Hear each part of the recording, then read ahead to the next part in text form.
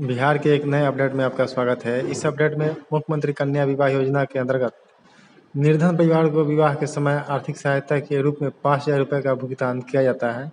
ये मुख्यमंत्री सहायता कोष के अंतर्गत दिया जाता है।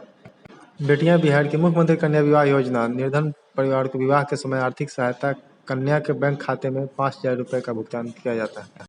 पात्रता बीपीएल परिवार अथवा ऐसे परिवार जिनकी वार्षिक आय 6,000 रुपये तक हो।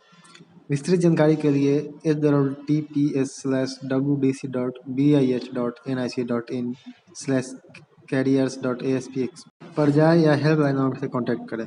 और इस में देख सकते हैं जिसमें वित्तीय वर्ष 2022 से 2023 में जनवरी 2023 तक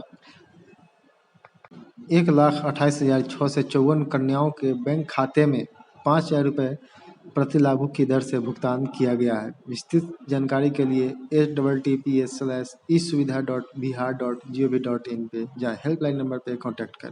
तो अगर आप भी बिहार से हैं और इसके पात्र हैं, इसके योग्य हैं, तो आप भी इस 5,000 रुपये बिहार मुख्यमंत्री कन्या विवाह योजना के तहत आप 5,000 रुपये का लाभ ले सकते हैं। उसके लिए आपको अपने ब्लॉक के आरटीपीएस काउंटर पे संपर्क करना होगा। अभी इसका कोई ऑनलाइन व्यवस्था नहीं है।